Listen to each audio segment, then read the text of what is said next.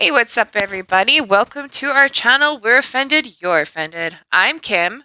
This is Tyler. Are you reading from a script? No, it does sound like it, though, doesn't it? Yeah. I've got it like down pat, where it's like literally like the exact same words the entire time, every time. Same cadence. Yeah. Hello, everyone, and welcome back to our channel. We're offended, you're offended. I'm Cam, and he's Tyler. Yep, sure are. Well, hey, I hold on. Rewind. Hey, what's up, everybody? Welcome to our channel. We're offended, you're offended. I'm Tyler. This is Kim.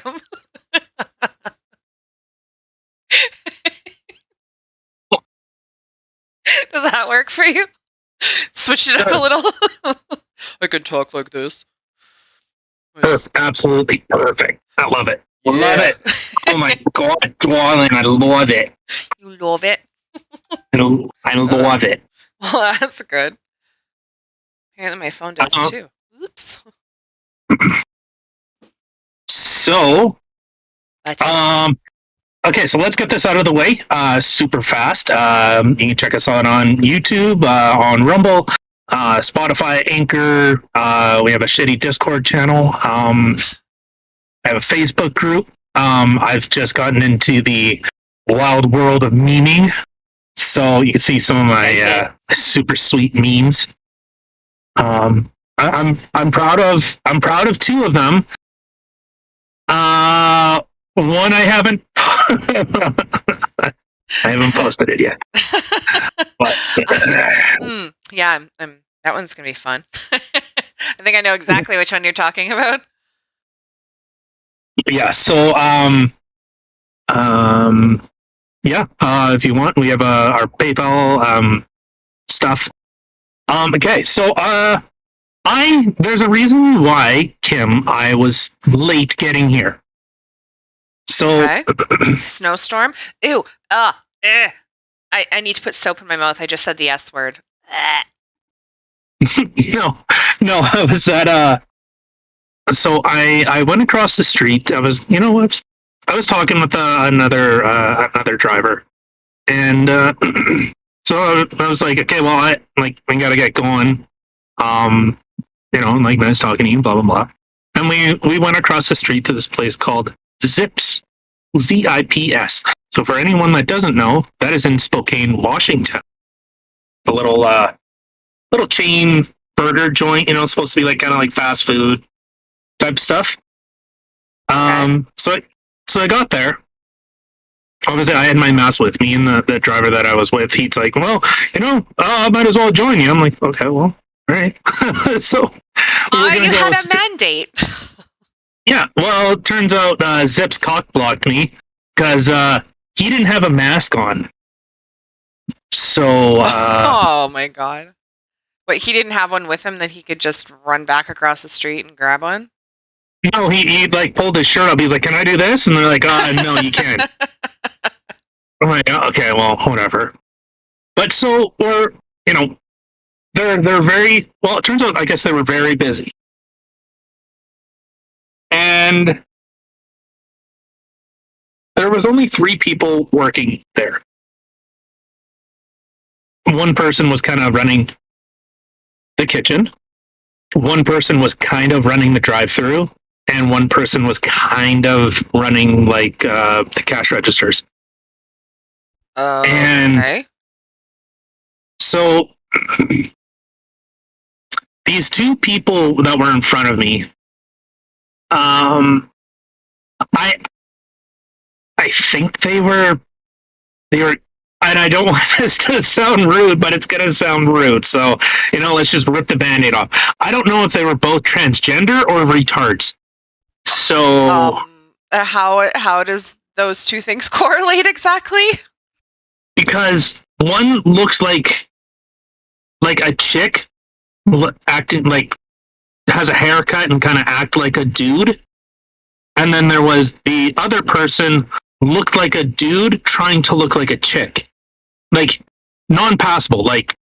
You could tell, it was either that, and then when they were talking, it was as though I was talking to like two 10-year-olds because they felt it necessary to interject and kind of give their opinions on stuff. Like I had asked, what was that? I said, what kind of stuff? Like the food? So I was saying, I said to the cashier, I said, which would you recommend, the Big Buster or halibut and chips? And he goes, well, the halibut and chips cost more. I'm like, no shit, I can see that. And he goes, thank you, Captain Obvious. Well, like, yeah, I can read, dude. I'm not blind.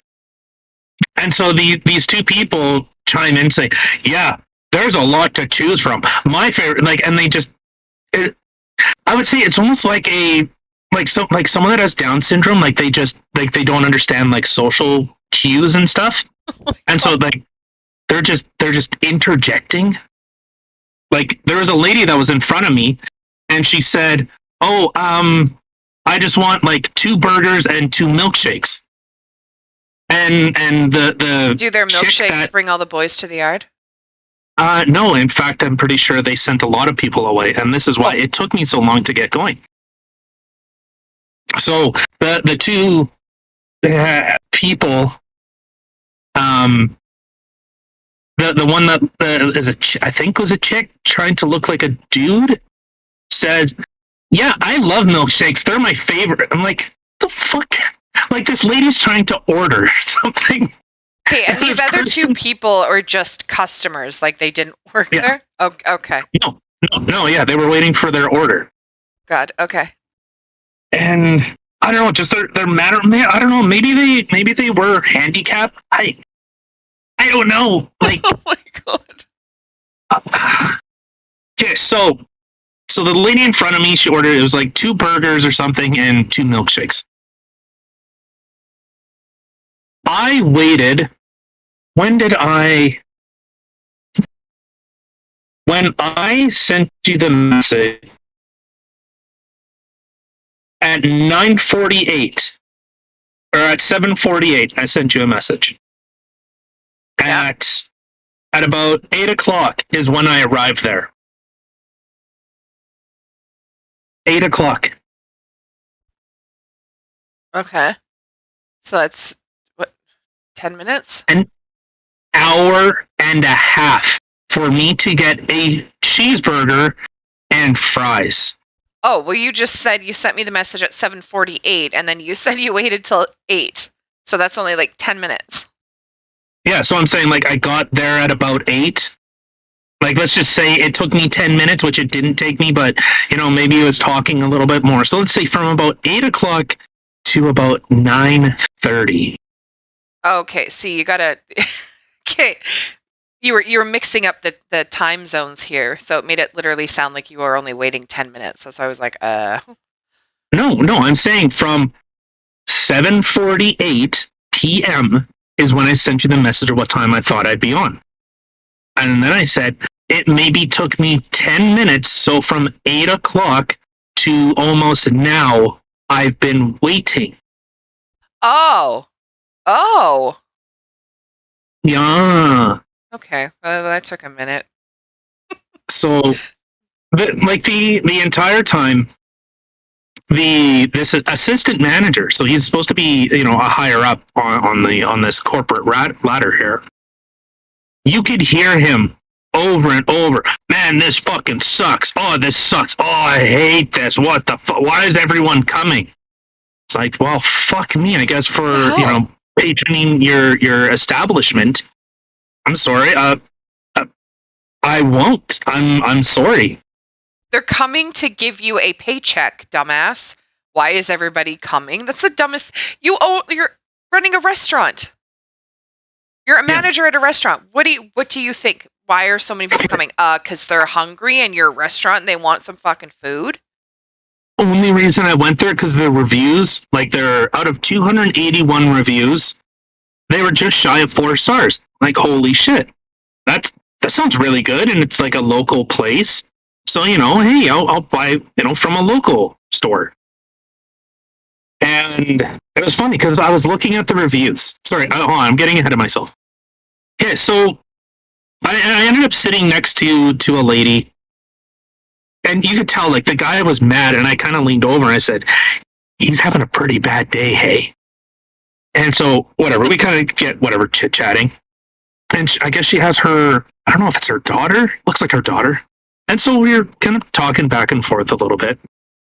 And the daughter goes up and says, how much longer for our milkshakes? And the guy says, I only have 3 staff. You have to wait. Like, okay. I don't know what that has to do with asking the question of how much longer, because we've been here for 45 minutes already. So, 2 questions here. One, how old was the daughter? I think she said she was 12 years old. Okay. And so a 12-year-old approaches an adult who is supposed to be the manager, assistant manager, whatever, asking a simple question, just how much longer is this going to take? And he gives the child a not so pleasant answer. And what exactly was he doing the entire time? Is he completely incapable of putting some ice cream in a fucking cup? Well, like I said, they were busy. Okay. I was so after the 2 handicapped, I don't know, what the 2 people, the chick dude and the dude chick, they were still ordering. And so this lady and her daughter, I said, like, whatever, go, you guys can go in front of me. I don't know what I want. And so they're waiting, and I stood waiting for someone to come in and take the order. And it took them probably 10 minutes of me just standing there. So, whatever. They're understaffed right now. They're a little busy. Whatever. It's not the end of the world. But so this, so after the girl comes back and the daughter comes back and she says, "Oh, it's going to be about 45 minutes." The lady kind of looks at me and she's like, "Why is he giving you such attitude?" And so whatever. We come. What? My thoughts exactly. Yeah. So whatever. She kind of. Well, whatever. I just came here because my dad's in the hospital and he wanted a Zips milkshake. That's all he wanted. So This is why we're here. Yeah. So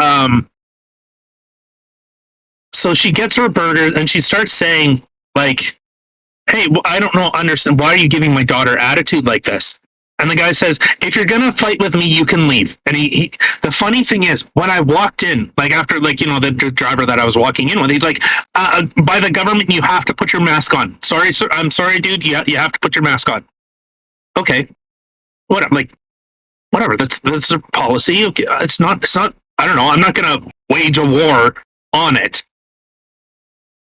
And so so the lady goes up and says, "Well, why were you being so rude to my daughter?" And he's like, "Well, whatever. If you want to argue, you can just leave." And she said, "Well, I'm still waiting on my milkshakes." He's like, "You can take your stuff and you can go." She said, "Well, I want the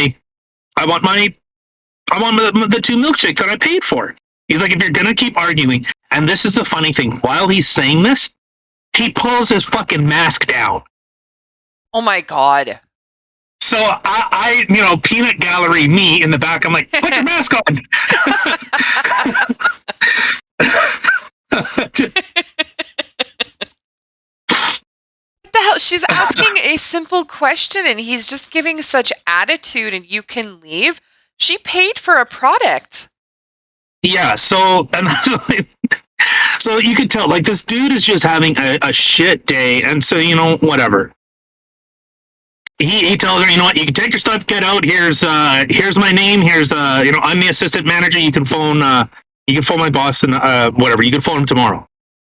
And so it's like she's, like, obviously pissed off. Like, this dude just took my fucking money, and I never got what I fucking paid for. Yeah. So, which, okay, I think anyone would be understandably pissed off. Like, "Hey, then give me my change, and I'll leave." Yeah. Simple as that. So after about 10, 15 more minutes, so and to mind you, other customers have come in, gotten their stuff, and left already. What? I'm still waiting for my order. And the people were still waiting for their milkshakes. Oh, she was waiting this whole the chick dude, they eventually got their stuff finally and left. Wow. And so, I happened to notice that the girl was still standing outside. And I'm like, well, nothing else to do. I'm sitting here fucking waiting. So I went outside and I was kind of talking to her a little bit, and like she was visibly upset. And she's like, I've never felt something like that. Like for someone to do something, whatever, blah, blah, blah.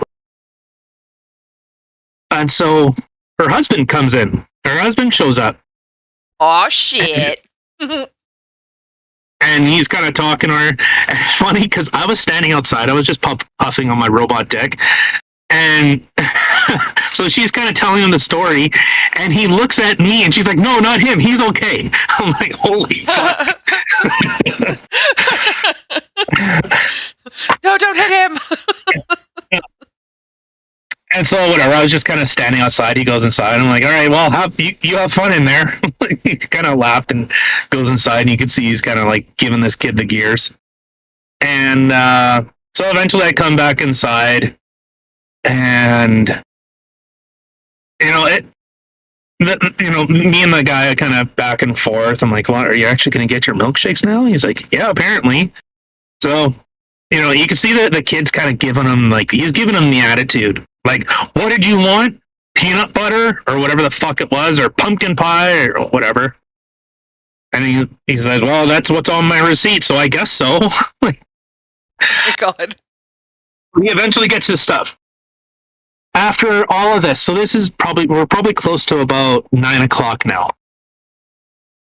He finally says, hey, is that big buster coming? Or I need a big buster. And the guy goes, yeah, I'll get started on it. What? I'll get started on it? What? Oh my God. And I know, first world problems, but when you pay for something, you have an expectation of getting what you paid for. The funny part was, well, not funny, it's not like haha, but it's like, oh really? You're gonna fuck me out of this? I hear that the guy cooking in the back saying, we're out of bacon. I don't have any bacon for this buster. I'm the only one that ordered this buster. So he's like, well, whatever, just wrap it. Oh, no. So whatever, at this point, dude, it's been almost an hour and a half. I want to get the fuck out of here. I don't want to become one with Zips, fucking fast food, whatever. I'm not looking at becoming a permanent resident of Spokane, Washington. I just want to get my shit and get out. Because originally I was going to sit down and eat in there, and then I seen this dude giving the fucking gears to everyone. I was like, yeah, fuck this. No. I'll just take it to go. Take it and go. And so while I was waiting, this family came in while this lady was, bickering back at the guy. And I said to them, you probably don't want to go eat here. He's angry. And they left. Not only that, you're going to be waiting for like 2 hours just to get your food. Yeah. I really hope. Oh, sorry. No, what? I was just going to say, I really hope that you leave a not so good comment on their Google page or whatever it is. If I were you, I would 100% be calling the manager tomorrow and be like, yeah, so this was my experience here. I'm trying to leave a review and it's not letting me leave a review. You've left too many bad reviews that they're like, you're cut off. No, I don't think bad reviews, just if your food is shit or your service is shit, no, fuck you.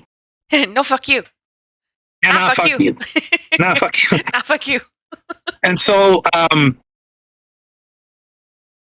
so after when he finally, you can see like he ends up, he's like, it's funny because after he puts his mask back on, and then when he goes to shout out to the other two employees, he pulls his fucking mask down again. He says, "Don't make this order, please. For the love of God, don't make this order."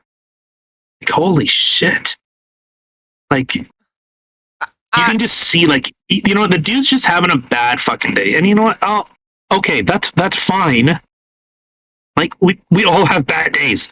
I've had that. We've all done it. We've all had a shitty fucking day. But that's a snapshot. And now, I'm sorry, I'm not going to be coming back. If I'm ever coming through Spokane, I'm not going there. Well, right. And not only that, okay, so, like, as somebody who works in the customer service industry, yes, we all have bad days. But guess what? The other person on the other side of me that I'm dealing with is not the source of my bad day. And it is extremely unprofessional for me to be taking out my bad day on my customers. Well, and so when he said, "Hey, like, you know," after he goes, don't make this order, don't make this order, and he's going into the till, and I'm just kind of like just watching. I'm not like observing. I'm not like, "What are you doing?" I thought maybe he was just like cashing out. And so he says, "Hey, you know, for the long wait, here's your money back." I'm like, "No, I don't want it. Like, I paid for something. I'm expecting to get it." He's like, "No, please take it." I'm like, I don't want it. I paid for something. Just give me what I paid for, and then we'll leave it at that. He's like, "Are you sure?" I'm like, "Yeah." So he's like, "Okay, all right, I appreciate it." And he puts it back in the till. What a shame. And, well, you know what? Whatever. Like, okay, I vote with my dollars. I vote with my feet. I just won't go there again. That's it. And so once I finally get my stuff, I said, "Hey, like, do you mind if I kind of share my opinion a little bit?" He's like, "No, yeah, go for it." I said, like, I understand, like, I can see you guys are understaffed right now, and I can tell you're having a very bad day. I said, but you airing that in front of customers isn't good. Like, and unfortunately, yeah, you know what? The customer is always right. Like, you know, when she comes up and says, "Hey, I'm looking for like, how long for my milkshake?" You could easily say, you know, "I'm really sorry, ma'am. I'm sorry for the inconvenience. We're a little understaffed, and I understand that isn't your problem. But this is, you know, unfortunately, this is kind of what we're dealing with. And if you could just be a little more patient, it would be greatly appreciated." So if you said something like that, crisis averted. You don't have a pissed off customer. And I also said, like, I can hear you saying, "This sucks. Oh, I hate this." Like, your attitude is now dictating how your employees are going to act. So if you have a shitty attitude, they're going to have a shitty attitude.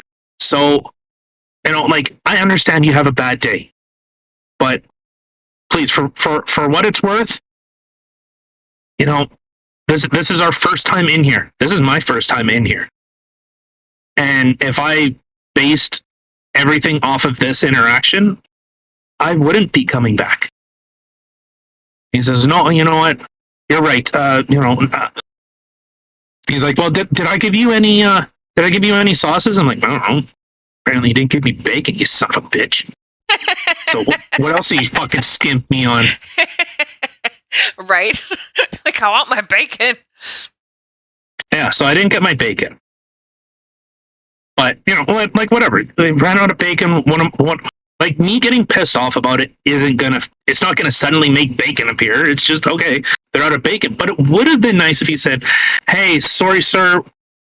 Unfortunately, we ran out of bacon right now. Want some extra pickles? Extra cheese?" Yeah, like, "Hey, you know what? If you want, because we don't have bacon, I'll upsize your fries. Like, you know, I'll give you like chili cheese fries or something. You know, like, that's the type of stuff you do in customer service. You over deliver. Like, and that would, you know what? Hey, they ran out of bacon, but he did something else. Like, that is what you do in customer service. I can't do this, and you offer a solution. You already come up saying, "Okay, I'm sorry, sir. Yeah, unfortunately, we did run out of bacon, but, you know, if you would like, I'll add chili cheese to your fries. I feel that would be adequate in order to compensate you because we did run out of this product. As simple as that. And then, okay, well, now I wouldn't say I'm not happy, but it definitely lessens the blow. It devastated my world when he said, "We're out of bacon," and I. Are you kidding? I would have 100% been like one of those 50s movies, just hand up in the air, and I would have collapsed onto the ground. Bacon! I need bacon. See, because I put the back of my hand to my forehead and Yeah. That's exactly what I just did. Exactly. Yeah, so but that's the type of stuff, especially as a manager. You never air your dirty laundry in front of customers. Like that is manager 101. You never ever do that. Because now everyone in the restaurant feels uncomfortable and they don't want to be here. Right? They're just like, please give me my food so I can get the fuck out. Yeah. So yeah, it was just that chick she was pissed.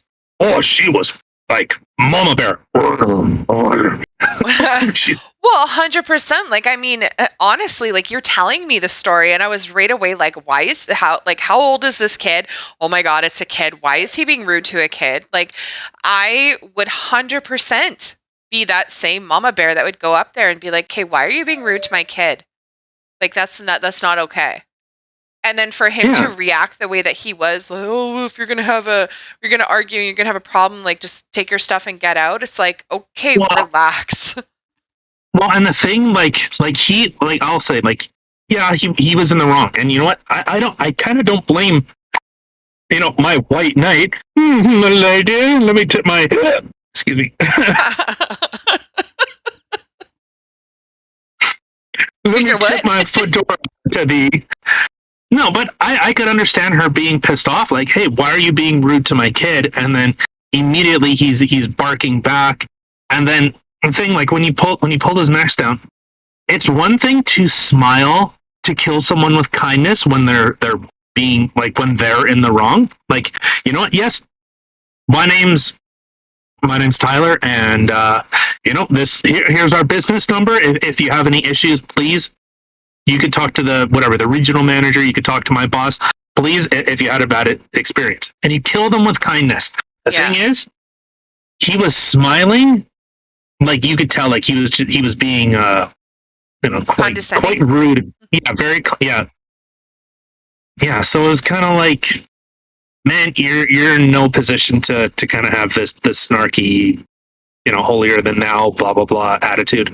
Well, no, and I've at my job, I have witnessed lots of other at my job. I've witnessed lots of other people. I can't even say people properly. Blah, blah, blah. Lots of other coworkers, I guess. When you have a customer that would come in and they're crabby, they're already in a bad mood when they walk in the door, and you know what? That's okay, but I've seen lots of other coworkers take that situation and escalate it because then they start giving attitude back. And that's something this one goes to I love it. And that's something you should never do. Yes, you're going to have customers that come in and they're going to be snarky and they're going to be rude and they had a bad day and they're in a bad mood and they don't want to be there. But you don't sit there and match that attitude, and then because it just completely escalates the problem. And for me, that's one thing, oddly enough, that I normally actually like is when somebody comes in and they're in a foul mood. Not that I want people to be in a foul mood, but I can 99% of the time de-escalate the situation and have them leave in a better mood or even laughing. It's just, you just don't do that. A lot of the people, they come in, they just want to be heard. And unfortunately, when you have someone barking at you, it's really hard to be sitting there with a smile on your face and whatever. But when you're working in the customer service industry, well, you better figure it out. Yeah. Because it's not fair. And the thing is, sorry, dude, but you had some attitude towards a kid and mom got upset. As if you had a child and someone was giving your kid attitude, you'd be the exact same way. So, yeah, you have to learn, especially in a manager position. Like, I myself am not a manager, and I can de-escalate scenarios like that quite easily. But when you're in a manager position, you got to know your shit. You cannot let this stuff bug you. Like, yeah, you're short staffed. There's probably a bunch of people who called in sick or just didn't show up or whatever it is. And yeah, it freaking sucks. But it's not the customer's fault. Yeah, well, and that's the simple thing is it's it's not the customer's fault that you're having a bad day. And I've said this before. When you go into a restaurant, the customers don't give a shit that you had a bad day. They don't. They've come to your restaurant. They want to have a good time. So you either put that fucking fake smile on or you don't go in. Like they're making that choice that, hey, I want to go to this place. Look at the reviews. Wow. And I said, like, the bad reviews were, this place makes me put a mask on, 1 star. It's like, really? Yeah, you're around food. That doesn't surprise me any. No, but people were, I'm like, they asked us to put a mask on. I know, that's what I'm saying. You're going into a restaurant. You're going to be around food and stuff like that. Like, that doesn't really surprise me. Going into a restaurant, somebody asking you to put a mask on. Well, no, it's the fact that people were so. Hold on, I don't think you're understanding. So normally in restaurants, yeah, you have to put a mask on, and then when you sit down, you can take them off, which makes no fucking sense. But this is the world we live in. And, but I'm saying, like, I was at another place, no mask. A bunch of other places, no masks. Sorry, Washington, but hey, at least some of your people got their shit together.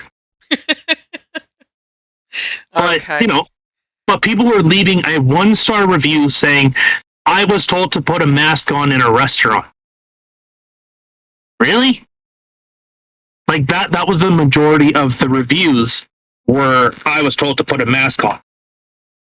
I mean, I find that a little silly. I mean, for one, the inconsistency. If you have some restaurants that are cool with you not wearing a mask and others are telling you to wear a mask, I guess it's pertaining to whatever the establishment is comfortable with, I suppose. But the inconsistency of it, that's just confusing. Like here in Manitoba, like every restaurant you go into, well, at least Winnipeg, every restaurant you go into, you have to have your mask on. So it's nothing uncommon, right? Where I don't know. If someone were to tell me, okay, well, you have to put a mask on, like, okay, well, I have to put my mask on. Okay, yeah, that sucks. But how was the service? How was the food? You're leaving a bad review because you had to put a mask on? That's a little temper tantrum-y. I don't know. So I want to hear from people, anyone that listens. What's it like in where you are? Is it kind of, I don't know, are they on the straight and narrow following the government, or are they kind of sticking it to the man? And like, here, I'll read just some of the 1-star reviews. 4 days in Spokane, and this is the only single place that requires a mask. But told I can stand in traffic to order food. Okay, you're in a drive-in. Bucko, fucking relax your ass. Stand in traffic. Right. Yeah, they actually have their ordering thing right in the middle of the freaking street. Yeah. Yeah, actually, no. This person did bring up a good point, because when they were transferring, the assistant manager was transferring from working in the kitchen to handling money to getting drinks. So, like, maybe I shouldn't have eaten that fucking burger. The person brings up a good point. Not to mention, the employees keep touching his own mask, and then without washing his hand, contaminate the food he was prepping for customers. Obviously just blindly following orders and doesn't have the brain to realize his unhygienic ways. Son of a bitch. All right, so I'll give that one. I was going to say that's a good one. Okay, so that one, but the first thing was, well, I have to wear a mask. It's like, okay, come on. Can someone please explain the logic of needing a mask to order but no mask to eat? I will never eat at this place again. Okay, relax, Kelly. You're a little fucking Ivy here. All right, where's another? Okay, this one's complaining about how much it costs. My car broke down. All I wanted was a milkshake because it's hot, and they said I couldn't be in there without a mask. I had my shirt over my face. I will never step foot in another Zips again. Okay. Oh my God. I had my shirt over my face. Yes, you did. Congratulations. But this isn't some Beavis and Butthead show. Like, sorry, you got to put a mask on. Like, oh my God. I would think that, okay, I know that there's a lot of places that, and again, I'm from Winnipeg or Manitoba, whatever. But like, I don't know what it's like in this place in Washington. If a lot of places you don't have to wear a mask, but unfortunately, in the day and age that we are, you still do occasionally have to wear a mask in some places. Like, it's like, just, is it really that hard just to carry a mask around? Like, yeah, when I have to go in places, I roll my eyes a little bit. Like, I don't want to put my mask on. But sorry, you got to do it. Like, just shut up. Yeah, so it was like when as soon as he pulled down his mask, I'm like, well, then fuck this. I pulled mine off. I'm like, no, you know what? It was, it was, That was like quite the ordeal. Hey, on the plus side, not only did you get your meal, you got entertainment with the meal. It's like a dinner show. You know, I drive past like, what is that restaurant called? Medieval Times. I drive past there. I want to go there or to a place like that. Like, we've done celebrations and stuff like that, like the dinner theater, which is fun. But I've always wanted to do a medieval one. That would be so cool. Yeah, see, and that's what I find pretty cool with the States is, actually, anyone in the comments, or anyone in the comment stuff, yeah. Listening? Leave a comment.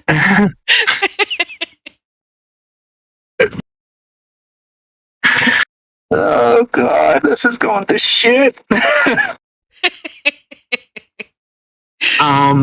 we don't really have anything like that. Like, I think in Canada, I know we used to, like in Winnipeg, what was it, by Windsor Plywood? Remember on, I always forget, not McPhillips, Pembina. On Pembina, there was like a medieval dining thing there. Was there? I believe so. It was something like that. Let's see. I don't even know how I'd look that up. Medieval restaurant? Restaurant. Not restaurant. Restaurant. No, that's okay. That's how I spell it, okay? That's how you spell it? Okay. Well, no, it's just that's how I say it so that I know how to spell it. Gotcha. See, I don't remember what it was called.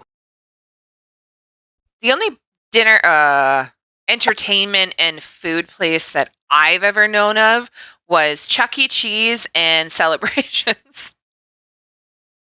You know, it's funny. Chuck E. Cheese died in Winnipeg so hard, but other places, it's like, it's a thing. Like, it is a legit thing.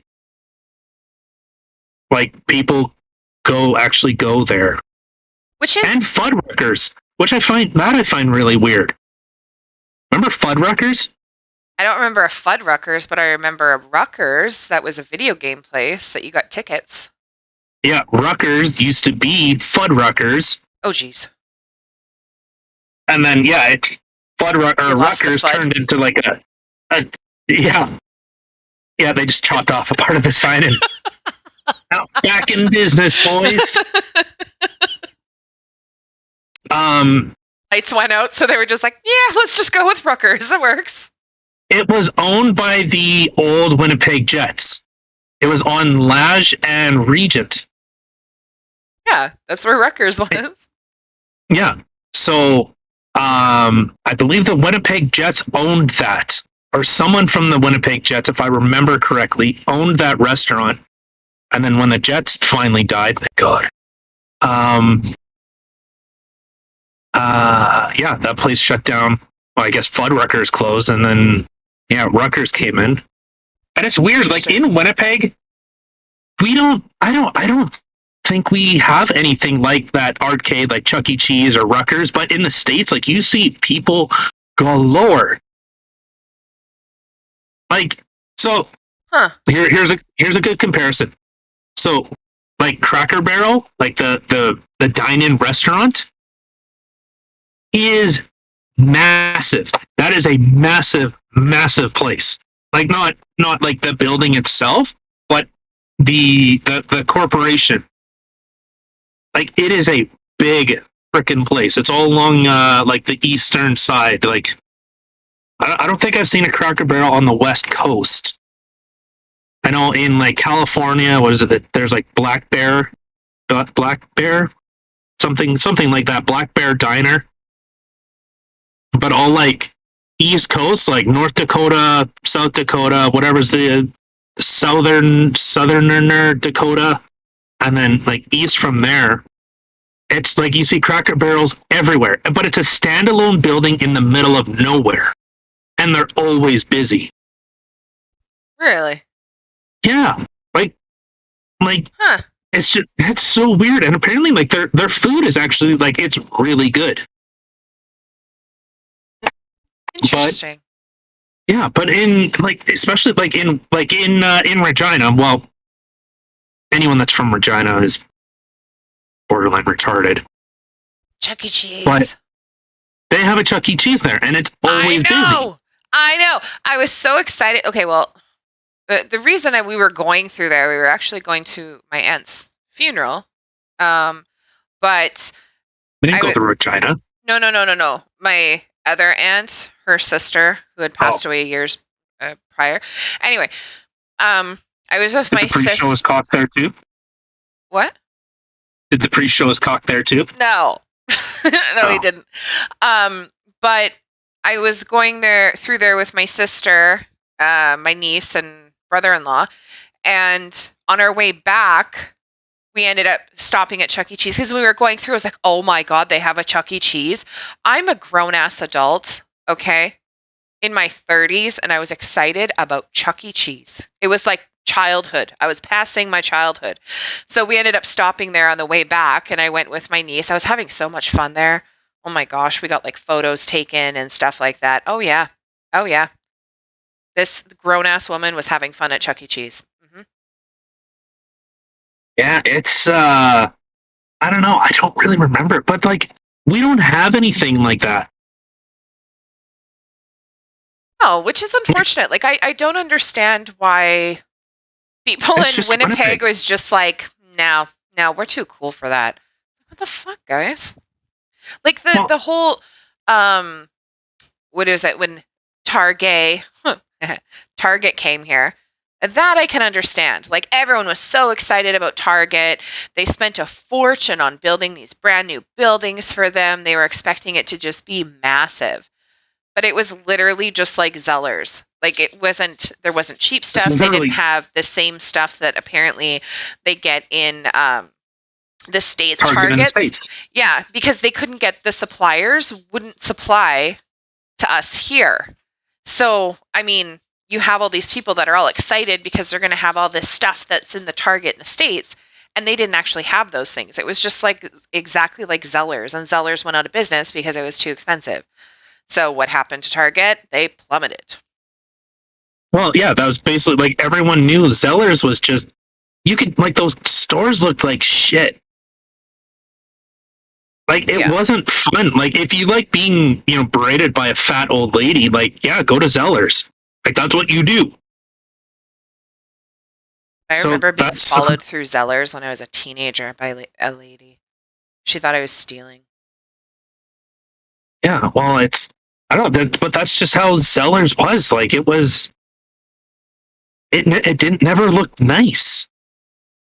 No, it didn't. It was always like, I don't know, just looked like a very old building, like from in the 70s or something like that. And they never upkeeped it. They just kept bringing in new product, and the lighting sucked, and the painting or the painting, the paint, everything in it. Like, it just looked like a very old building with stuff in it. I don't know. And it was so overpriced. And then, of course, when Walmart came and, of course, blew up, like, no one went to Zellers anymore because you could get the same shit at Walmart for so much cheaper. Well, Walmart has a really weird business practice. They're very shady in what they do, but I don't know. It's just Zellers was okay. So did you know this? So let's say I own a grocery store. Companies would pay me in order to have shelving space. Really? Yeah, it's not the other way around. It's not like, I wouldn't go out to, like Pepsi or Coke or whatever and say, hey, I would like to purchase your product. They actually pay to have their product in the store. Really? It's really messed up. It's messed up. I didn't know that. The warehouses pay for the product, but say like Pepsi would say to, I don't know, to my store, Tyler's shitty Emporium. Actually, no, it's Big Gay Al's Big Dick Emporium. There you go. That's better. Okay, so at Big Gay Al's Big Dick Emporium, if I have a shelf of like drinks, Pepsi would pay to have their products on these shelves. It's really weird how it is. How does that even happen? Like, what would you do? Like, write a letter to Pepsi and be like, yo, I just opened up my new store. It's called Big Gay Al's, that thing. And Big Dick Emporium. So I got a store. And then they're all like, oh, you do you? Well, here, take my product. I'll give you money to put my product on your shelf. Like, how does one even do that? Yeah, it's really messed up. So Pepsi might go to say, Big Gay Al's Big Dick Emporium and say, okay, well, we'll have the product in your store and we'll pay you. I don't know. Maybe it's like a ridiculously small amount. Maybe it's like, for every sale, it could be like a dollar value. But normally that product goes through a warehouse. So Pepsi might get paid from a warehouse to have the product, and then Pepsi would actually tell the warehouse, hey, we need this product shipped to here, and here. The logistics world is beyond. I was actually just talking to that other driver. His name was Steve. He's a very nice guy. And that was one of the things I said. Huh? Said, what's up, Steve? Hi, Steve. But like the logistics world is just, it's fucked. It makes no sense to me that anything actually gets done with the with how stuff is moved. So yeah, Safeway or like Pepsi would sell their product, say, to a warehouse. So a warehouse could potentially buy their product. And then Pepsi could come to Big Gay Al's and say, hey, well, we'll give you, whatever amount so that we could display our product in your store. And then I say, okay, Pepsi, you can do that. And so I make the sale, but there's also, so fucking retarded. So I would have to put my orders in, say, to that warehouse, or it might be minimum or mandatory minimum orders that have to go through. It's such a, it's crazy how it is. But so Zellers, it always looked like broken tiles. It just looked run down. Like, you can have old buildings that look cool, like an old, like brick and like an old, like an old brick building. Yeah. You can have that and look really nice. But if it just looks like old drywall and faded paint and you don't update the color,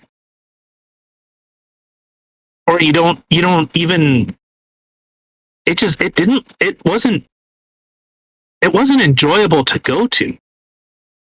No, you just kind of like it. It definitely wasn't the store where you would want to, quote unquote, hang out. Like even as a teenager, like it's not like I wanted to go hang out at Zellers and check out their shit. Like it was always basically just walking through it in the mall to get to the center mall, and you just kind of glance at stuff as you go by. But it was never really a place you wanted to really shop in. Yeah, no, it was like the pass through. It was like the Bay. Maybe I'd always stop at like the cologne places because I like smelling colognes. But yeah, Zellers, it was just kind of carry on. But right? yeah, no, it's those all those products pay to be in that store. So I know for like Shoppers Drug Mart, those perfume ladies that are there are trained in that. Like they're like almost like a representative of like Chanel or whatever. They're almost like a representative. Really? It's so weird. It's like overly complex. What if I just had a store and I bought your shit? Oh, I thought it worked. No. Very you learn very weird. Yeah. Yeah. Did you want to talk about I did want to bring up, so I came up with a song, and it's a bit of a work in progress. A song? So, yeah. Okay. So tell me if you like this.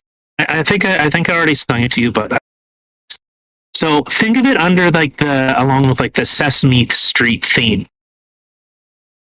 Okay. I'm scared. Okay. Okay.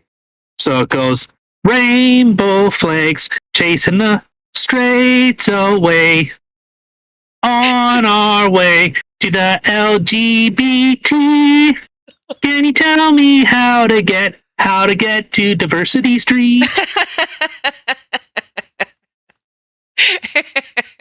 I like it.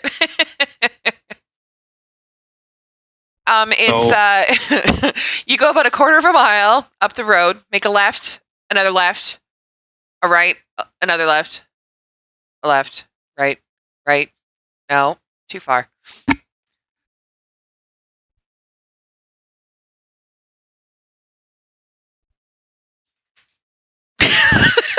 Silence. You went too far, didn't you? I killed you. Did you die? No. What? Did you move me? Yeah. Did you put me in Roman Polanski's basement? No. Where did you put me? The Sea of Thieves channel. Oh, well then. I definitely didn't see any pirates in there or hear any. I heard a lot of dead air. So this is the way that he likes to tell me when I do something silly that it's not funny. He will shoot, because we do this through Discord, okay? So he will literally move me into another channel. Normally it's Roman Polanski's basement. That sounds scary, right? Mm-hmm. Yeah. What? Did you hear what happened in his basement? No. What? No. Oh, actually, who was I? Thought it was just like a funny thing. Okay. I didn't think we were gonna get into this. Oh God. Okay. So it was actually I heard about more about this his story. So yeah, Roman Polanski was arrested and charged in LA with 6 offenses against Samantha lady at 13-year-old girl. So they said that he touched her. He gave her drugs and did stuff with her. But one thing I found really interesting, so this Samantha girl actually forgave him Like 100% forgave him. And it was actually mad at the police because she said, I don't, like, how did she end up saying it? She was 13 at the time? Yeah, and she was saying, I don't want to charge him. But it was something like the police were doing this. And she was saying, no, I don't want to. God, I wish I could remember exactly how she said it, but it wasn't like she was saying, well, I consented to it, but she was saying like, no, I don't want to be a part of this, because like she was just seeking an apology. Like she was trying to be like a nice, like a decent person, even though he did something really bad to her. And so she actually got mad at the police because they kept using her as like a symbol of this, and they kept toting her out and all this crap, and she's like, I don't want to do this. No, this isn't my, no, I don't want to be a part of this. So question, was he like caught for doing something else and then this came out and she was just saying like, I want an apology? Or was it her bringing it up that evidently got him arrested? Upon learning that he was likely to face imprisonment and subsequent deportation, became a fugitive from justice, fleeing to London and then France in 1978, hours before he was due to be formally sentenced. Since then, Polanski has mostly lived in France and has avoided visiting any countries likely to extradite him to the United States. But, yeah. Well, see, that's not fair. Like, for whatever reason, he got arrested. Like, if she's just saying, like, I want an apology, like, it's up to the victim to be pressing the charges, if that is their choice. And if they're saying, like, no, I've moved past this, I'm, in a better headspace, and I don't want to dredge all this up again. I don't want to have to relive all this. I just want an apology. Then that should be respected. She's the victim, and people shouldn't force somebody else into doing something that they're not comfortable with, or to keep dragging their name into it when that's not what they wanted. That's not okay. Yeah, so I'm trying to find what she actually. So she accused him of it, apparently. So in 1988, she filed a civil suit. So civil, not criminal. It was settled out of court in 1993 for a six-figure sum. She went to work as a secretary in Hawaii, so it took years to collect, but when she finally got the money, it helped with raising over 30 children. Yeah, what the hell?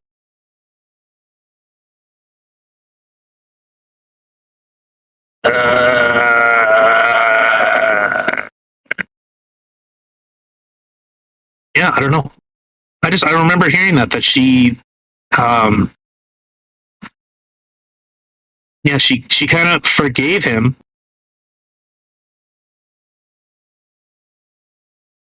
What? My mind recoiled, but my body betrayed me. What? Tell all book the girl offered. Oh, go away. No, I'm fucking ad block. Fuck off. Oh, well, tough shit. Oh well. Anyways, yeah. So I seen you had something pulled up here. Hard segue. I do. I was reading this interesting little article on a really interesting website, which I like to call Coast to Coast. Anybody who's listened to past podcasts, especially with the Truth Is Out There ones, I've mentioned about this website before. But anyway, so on October 14th, which was my mom's birthday, happy birthday, Mumsy, there is an article that was posted, and it's entitled "Missing Boy Found by Man Instructed by God." a 3-year-old who wandered off into the woods was found after a man was told by God to go look for him. The particular incident began on October 6 in Plantersville, Texas, when the youngster, a 3-year-old Christopher Ramirez, followed the neighbor's dog into the woods and disappeared while his mother was unloading the groceries from the car. Quickly realizing that he was missing, his mother desperately searched for him, but to no avail. The dog later returned on its own. However, the young boy was nowhere to be found. Before long, an extensive search and rescue operation went underway involving not only the FBI, but a significant number of local volunteers who spent several days scouring the woodland. Fortunately, 3 days had gone. Missing Christopher was discovered 5 miles from his home by a local volunteer. Despite being tired and hungry, the boy was surprisingly in good condition following the ordeal. What made the rescue even more incredible, however, was the circumstances surrounding it. The man who found him, who wished to remain anonymous and is not suspected in foul play, claimed that during Bible study class the previous evening, he had been told by God to go search for the child because he would definitely find him. He headed out as instructed the following morning and incredibly actually did find him.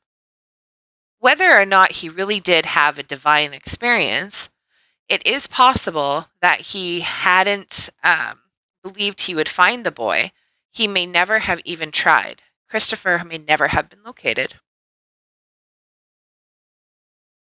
So I thought that was an interesting story.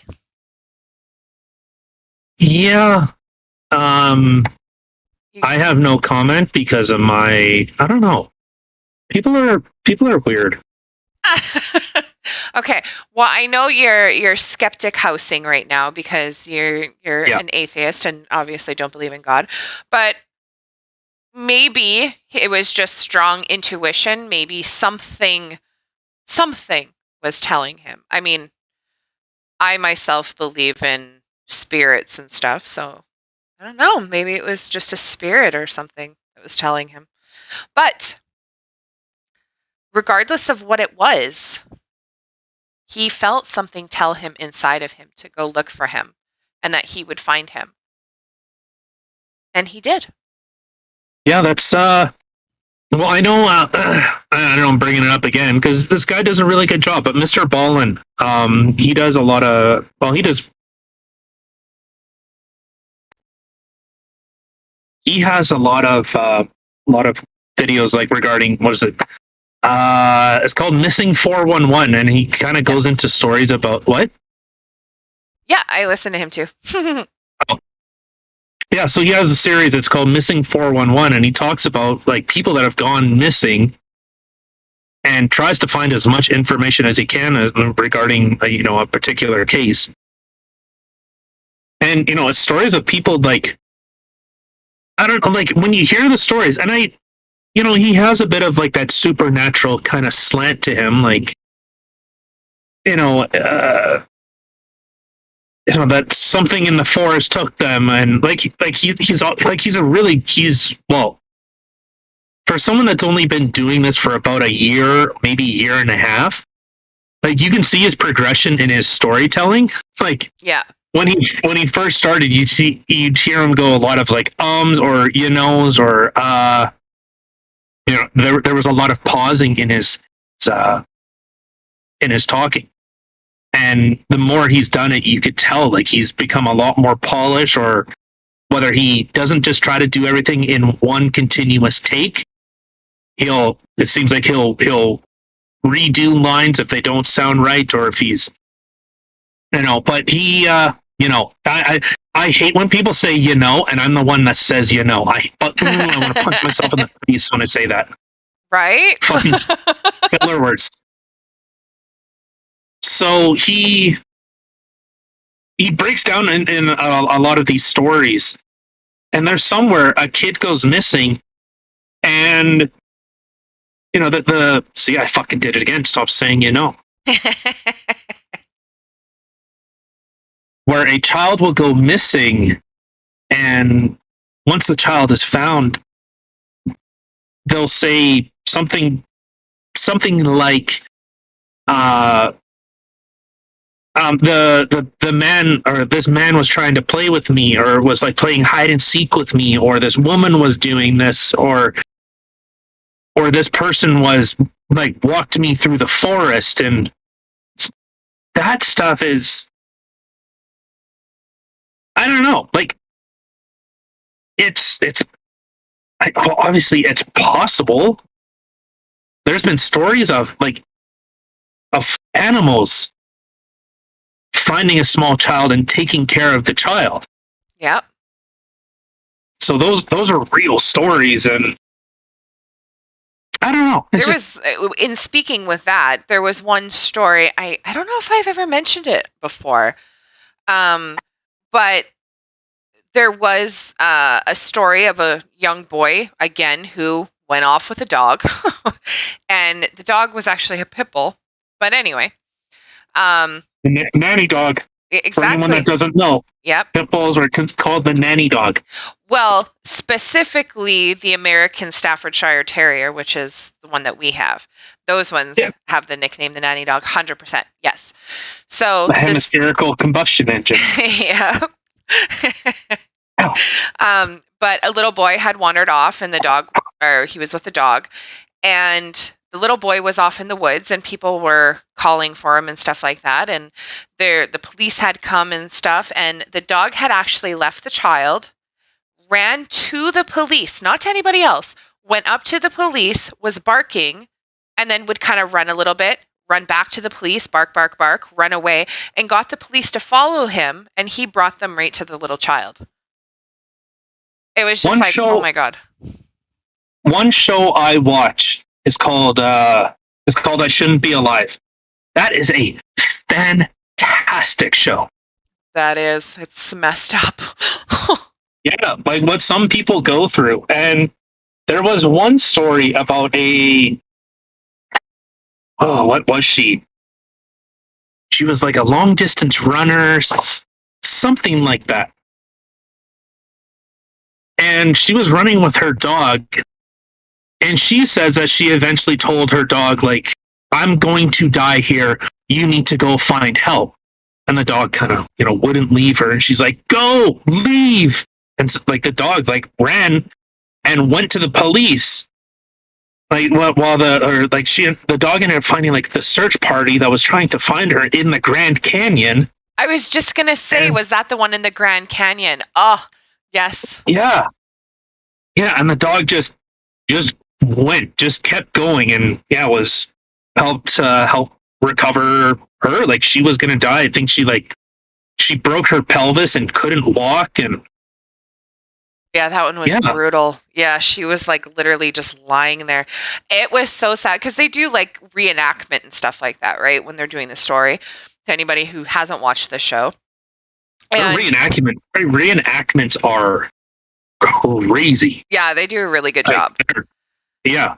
But at that moment when she was yelling at the dog to go, I like started tearing up because I'm like, it's funny because after the dog goes, then she's kind of like looking around, and you can see like she's kind of like, fuck, why did I send him away? You know what I mean? Like, because the dog was there for her and was helping her, and they were together the whole time, and then she sends him off, and I was like, no. But yeah. I was so happy to find out that the dog and the woman both survived. Yeah, there's some, I don't know, I like watching them in almost like how I used to watch Survivor Man. Like, I'll never be Survivor Man. I'll never be Les Stroud. But, the information, like, we all, like, he puts himself in the absolute worst case scenario. So, like, if he can survive a week, and I understand, like, I wouldn't say he doesn't have like prep. It's not like he goes out there and there's a bunch of stuff sitting there waiting for him. He's, well, I know it's like Survivor Man was revolutionary because it was literally by himself, and he would go and survive somewhere. And all the filming was done by him. It wasn't like Bear Grylls where he would have a film crew with him. and they would go back to the hotel after the end of a day or end of an episode, and they would go and eat like high-end meal. So like Survivor Man's he's the real fucking deal.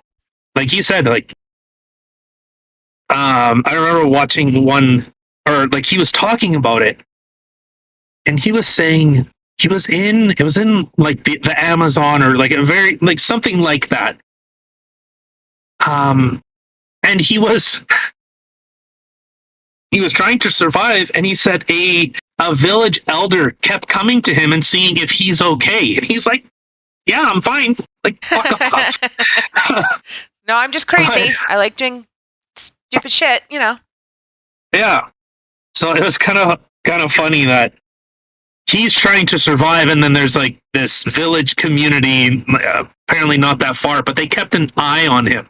They kept watching just to make sure that he was okay, and I thought, that's really surviving. Yeah. In fact, I'd say he had to survive twice as hard because he did his own filming.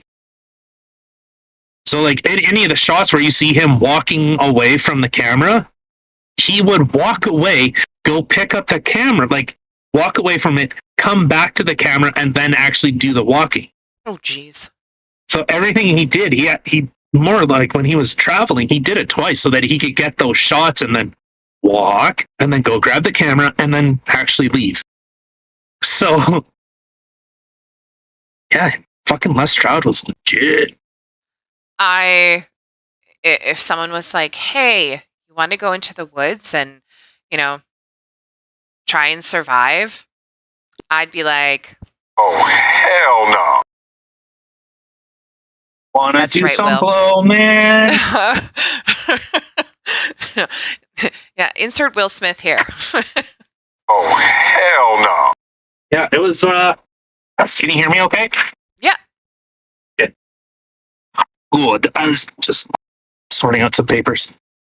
Oh, is that what you were doing during our podcast? Okay. It's okay, I'm doing my nails. I'm just kidding. Probably. Speaking of nails, when are you going to do my nails, dick? I don't know. When are you going to be home, dick? Never. Exactly. Yeah. Never. I love this. I'm obsessed with this nail polish. I can't wait until this comes off and I can try one of the other colors. It's this really cool, like, magnetic nail polish. And you put it on, and it's glitter. And then you use magnets to, like, manipulate it. And you can create, like, neat designs and stuff like that. It's called, like, cat-eye nail polish. But it's a magnetic nail polish. It's really cool. And I have, I think, 5 different colors. So right now it's a green and purple. Kind of excited to try the other ones now. Yeah, really looks neat. If they had like a red and gold one, that'd be me. See, I have to try it. It's not red and gold, but I think it's pink and gold. Red? I don't know. I'd have to try it out though. But I've only tried this one so far.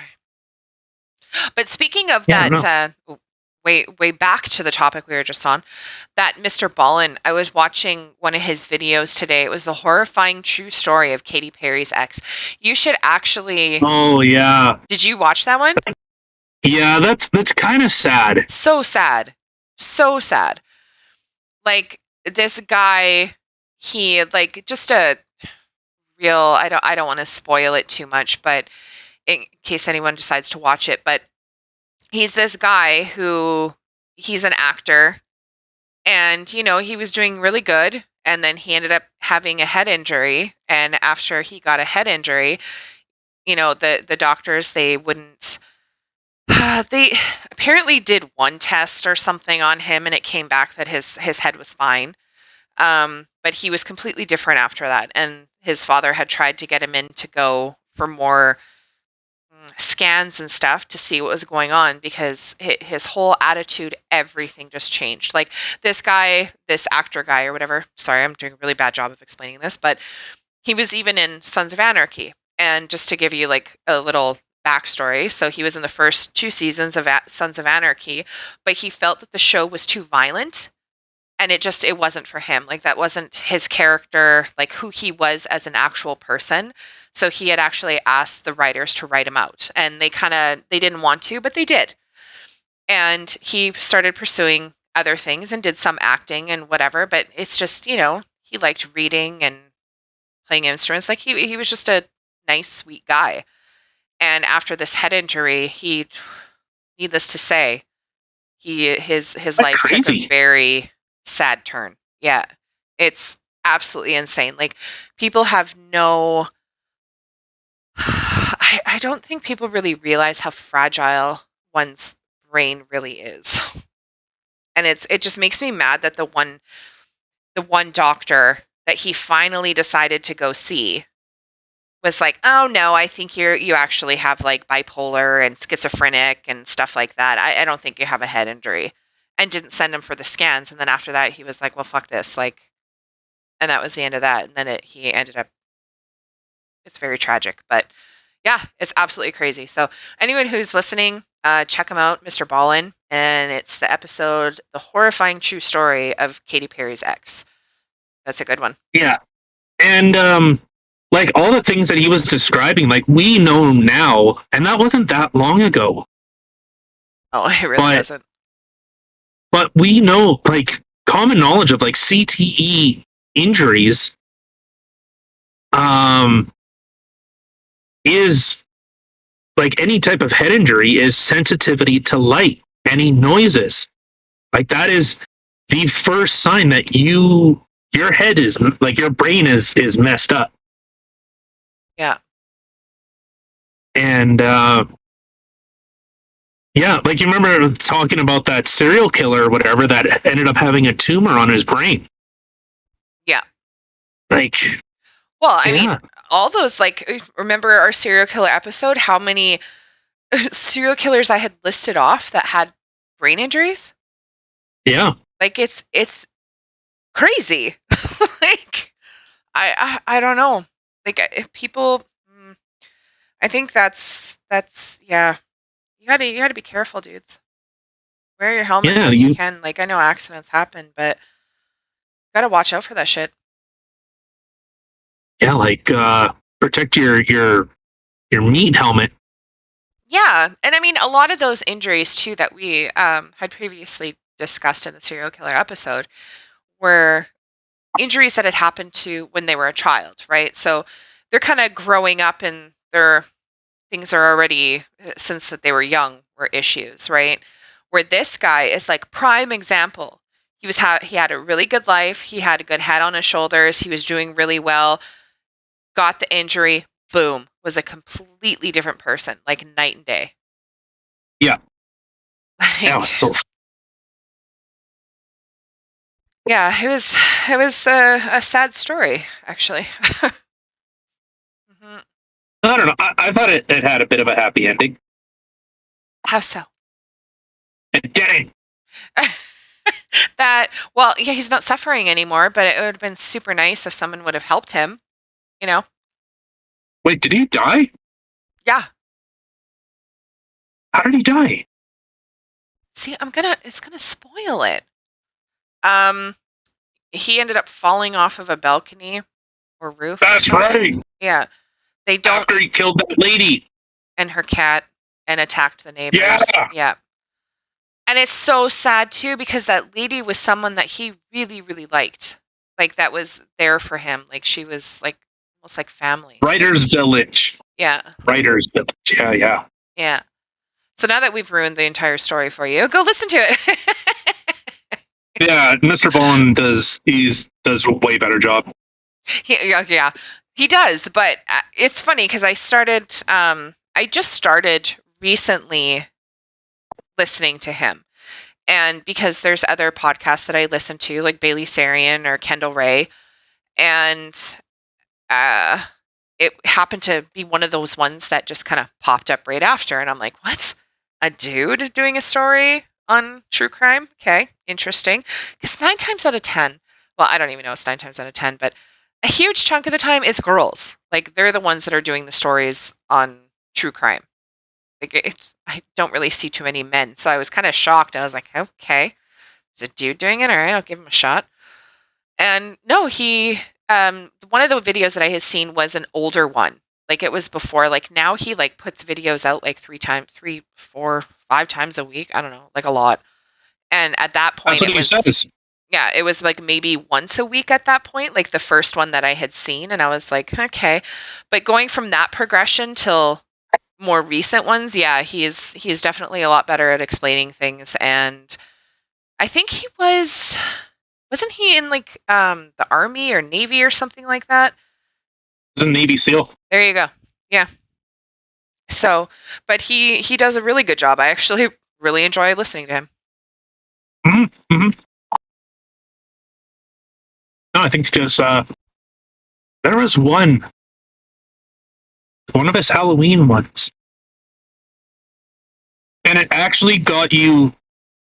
Like I was actually getting anxiety, and that's really? like when you actually start feeling emotion in a story, like that's the signs of like a storyteller. Yeah. When they can make you feel something. So when you listened to this episode, was it like a last year's Halloween episode, or is it something recent like this year? Recent, yeah. Oh. Okay, I'm gonna have to check it out then. I have to see.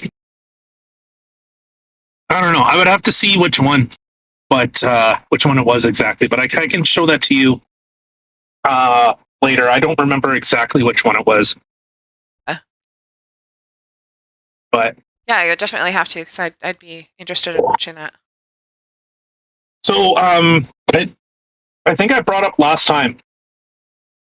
Did I bring that up about Atlas Shrugged? But what? Atlas Shrugged. It sounds like you have a hairball. I don't know what you're saying. Atlas Shrugged? Shrugged. You know, like you shrug your shoulders. Atlas Shrugged. Oh. That was sorry. hot. No. Sorry. I have the hiccups. I'm sorry. Okay. Yeah, my trick doesn't work on you. You're too. No, it doesn't. Your brain is too stubborn for my powers. Mm-hmm. It's very stubborn. So like that is, well, it's like one of the best books ever written. And okay. Oh fuck, is it ever a book? It is a book. Okay. Like you could probably use it to stop a locomotive. Oh, that big of a book? I have it on audiobook. It is, I think it rivals War and Peace for which one is bigger. Holy crap. I think War and Peace is one of the biggest, also apparently one of the best books ever written. So Atlas Shrugged, I think it's 50 hours. Oh. And then I have War and Peace as well. War and Peace. No, War and Peace has it beat by 10 hours. Holy fuck. Atlas Shrugged, a novel by Ayn Rand? Yeah. Huh. Yeah, so I think I brought it up but the reason I brought that up is like when you're hearing the story. So I'm sorry guys, I'm only 3 hours into the book. Sorry. You got another 40 something to go. Yeah. You finished the introduction, okay. Well, I guess it set up some of the characters a little bit, but it does such an amazing job of painting people in a particular light. So one character, is it Jim Taggart? So he's a CEO of like a train company. I don't know, a rail company. I don't know, what do you call it? People that own like a train line thing, like CN or something. I don't know. The only thing I can think of is a conductor, but it's not a conductor because that's a person that drives a train. I have no idea. Yeah. A railroad owner. There you go. Yeah, sure. And so it does such a good job of painting him in a, like, he's indecisive, he's quite contemptuous, and really, so like one example is, trust me, I'm not spoiling anything by any stretch of the imagination. You can't. You're only 3 hours into it. Yeah. And so his sister more or less actually runs the place, but he takes credit for everything. So there's one part where a train line that they have is like completely garbage. Like it's having derailments. Shipments are being lost, and it's damaging their reputation. And so he was supposed to get this new track put in, and he was saying, like, oh, well, it's only 3 months away. Yeah, but you said that 3 months away 3 months ago. And then before that, you said 6 months ago. And then that you said a year ago. So, you keep putting things off. And it's almost like when a corporation becomes so big that they stop caring. But he comes, like, the way that he talks is, well, money isn't everything. It's about the reputations, and we're providing a service to these people. And he talks like that, and he's he doesn't like taking responsibility. So, like, at one point, is the sister who actually runs the place goes, well, I've already made these decisions. Or are you going to make these decisions? He goes, well, no, I'm not going to make a decision because the board hasn't approved it yet. And she said, well, I don't care. The board approved this money needs to be spent, and he always tries to try to shirk responsibility. Shirk responsibility. Shirk. I think it's shirk responsibility. And he'll say, like, well, if you're doing this, are you going to take responsibility for it? Because I'm not going to. But so it paints him in such a light, like, Really, somebody who does not take any sort of accountability and likes to shrug it off to other people. Yeah. Well, maybe Atlas shrugged. Oh, there you go. But right? but it painted an emotion like, you are so indecisive. You are so your inability to act. Like, he never makes a decision, and it becomes frustrating. It becomes really annoying. And there was one other part where this man owns a steel mill, and he's very wealthy. He's very well off. In fact, the owner, what was his name? I can't remember his name right now. Some type of steel. Ron, some type of, he ended up developing a new type of steel. And so this guy, multi-millionaire in the story, he pays for his parents to live in a massive house that he lives in with them. And everything. So he's supposed to go there for dinner, and he just signed this massive deal with Taggart Trains, or Taggart Rail, or whatever they're called, Taggart something. And you hear his, like, obviously this guy is very successful. This new alloy metal that he's come out with is, it's stronger than steel, it's lighter than steel, it's going to revolutionize the what people use steel for.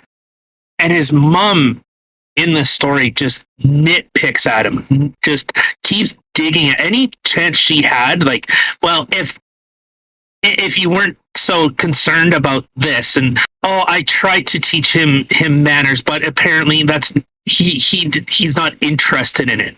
And she keeps digging at him over and over and over. And you feel like the point, like, hey, lady, shut the fuck. Like, I was actually thinking that, like, if I was such a wealthy person and I paid for my family to live in a massive house, and then, my mom said, "Oh, well, you're always more concerned about other things. You don't actually want to spend any time with us. Oh, I wish you were like your other brother." That type of shit. I was just thinking, shut the fuck up. Shut up. Right? Okay, but then how about you go live with him and he can pay for your stuff? And it's called Reardon Metal. That's it. Yes, Reardon. What was the guy's name? Hank Reardon. Yes, Hank Reardon. And then he has a brother named Eric. I believe it's Eric or Phil. There's a Phil. I don't know. But so his brother asked him for a donation. And, his Hank kind of goes, well, he finds it kind of funny because his brother is, kind of inadvertently asking for a donation. He's like, "Oh, well, we need $10,000 in order for this charity." And so Hank finds it actually kind of amusing that he's asking for help, but he's not. He's indirectly asking. And so, Hank says, "Yeah, you know what? Here, I'll come to the office tomorrow and I'll cut you a check." And his brother says, "Well, because of your reputation, could you do it in cash? We don't want to be associated with your company." And that, it conveys an emotion. Why are you doing this? Why would you be, spending this money, giving this donation, and then, your mom's turning your back on you? So, whatever. It's just that being able to convey that emotion, I hate you. Yeah. And then you see his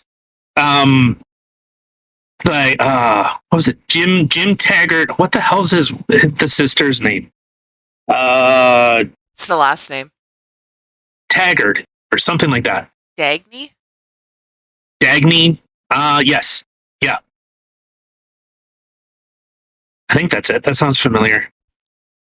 Well, Is there's there another name or no? Not Taggart. No, there's a Dagny Taggart and a James Taggart. Okay, James. Yeah, James. Well, in the book they call him James or Jim a lot.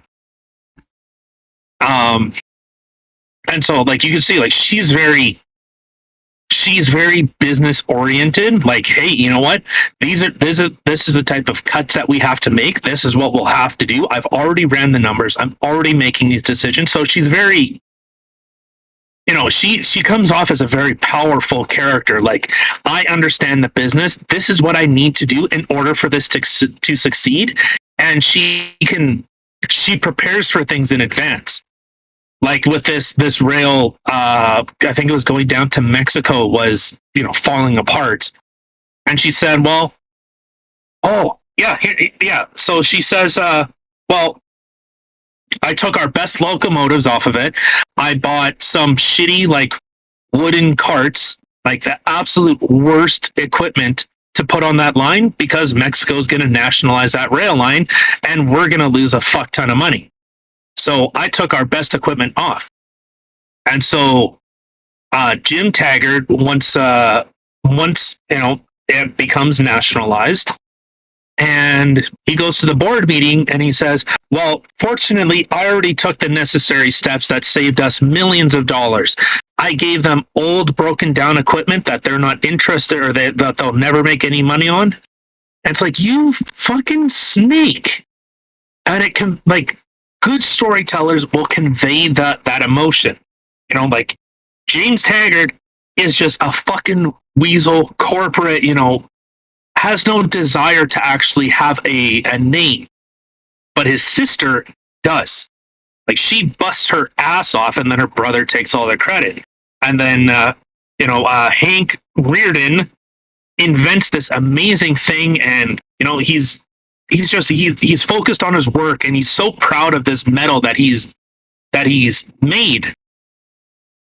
And the first cast that he ever made of this metal, he turned it into a bracelet and he gave it to his wife at his when he was at his mom's, and she says, oh, well, why would you just give her this hunk of junk? Oh, it's so ugly. Why couldn't you give her something nice? He's like, I invented this, you bitch. Like, that's all I was thinking. I'm like, he invented this. So, a good storyteller can pull you into that feeling. Like, you feel that emotion. You, I don't know. You feel that in this. But so, anyways, so Mr. Bullet is really good at. I think he's gotten a lot better as he's developed. He's exercised that muscle a lot more. So, in the comments, smash the like button and smash the fash. Oh my god. I don't know. I would like to hear, like, because I'm working on Atlas Shrugged. I just got I got V for Vendetta. What was the other one? That was such a good movie. Actually, speaking of your Atlas Shrugged, apparently that's a film series. Part 1 was released on April 15th, 2011. Part 2 was released October 12th, 2012. And Part 3 was released September 12th, 2014. So it's actually a film series that you could watch too, or listen to the book. Well, in the book, I have it on Audible. Like, I have and then I bought The Sandman, and that seemed like an interesting story. It was actually advertised, and so I looked into the story. Shut up. Fuck. What? Francisco was looking at her. Yeah, see, there we go. Okay. Sorry. I accidentally started it. But the Sandman, that seemed like an interesting story because, like, it has an actual, like, a lot of well-known people in it. Like, World War Z has, like, famous people in it. And I don't mean just, like, as, oh, it was, I don't know, Jack Black. Or, like, he's just, then he makes up some person. Like, no, it's like Martin Scorsese is narrating in the book. Like, he has a part in it. That's what you mean. Oh, cool. Yeah. Well, that's kind of neat. If you look up World War Z cast. Well, you mean book-wise, yeah. Did they have Brad Pitt? Does he actually do it? No. Oh.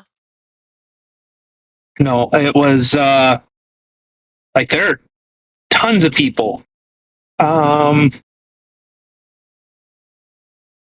trying to find all the people that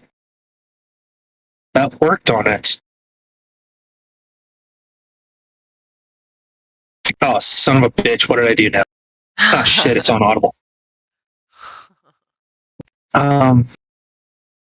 I'll go to my library. Hold on. Give me 1 second. Well, I mean, I see a huge list here. There's like Steve Park, Max Brooks. Yeah, he is the author. The interviewer. Alan Alda, John Torturo, Rob Rainier, Mark Hamill, Alfred Molina, Simon Pegg, Henry Rollins, Martin Scorsese. Wow. Like, these are all, like, very well-known people. So, yeah, and it was, when you see the credits, it's so funny because it's like a mile long. Like, those are the people that narrated it. Yeah, Murray Abraham. Yeah, Alan Alda, Renee. I don't know, Becky Ann Baker, Dennis or something or other, Max Brook, Nikki Klein, Dennis Crosby. Not Bill Cosby. He does the raping. Different one. Sorry. Dean Edwards. What? Oh no, not him. He does the raping. You the old Spanish blood. I can't even do a Bill Cosby impersonation. No. Now you got to make your cheeks fat and. Steven Crowder does a pretty good job at it. Well, yeah, he also does a lot of voices and stuff. Yeah. But yeah. There was actually on one of the podcasts that I listened to, Oh my god. Ah, what the heck is it called? Whatever. It's the Scientology one. Oh, fair game. Fair Game. Thank you. Oh my god, I was drawing a blank there. But like they'll have ads in their show or whatever, and they were talking about this podcast that's based on Stephen King's short story from his novel Night Shift called Strawberry Spring, and it sounded so cool. Like when they were doing the ad for it, like it sounded like you were watching a movie. And they had, again, actors and stuff like that play certain parts. So it's just kind of cool. I'm like, I want to listen to that, but it's not on, I can't remember what podcast thing it's on, but I think iHeart.com. I don't know, whatever. But I got to check it out because I want to see if I can listen to it for free or if it's something I have to buy. But it sounded really cool. Yeah. I don't know. All right. You want to get the fuck out of here? Yeah.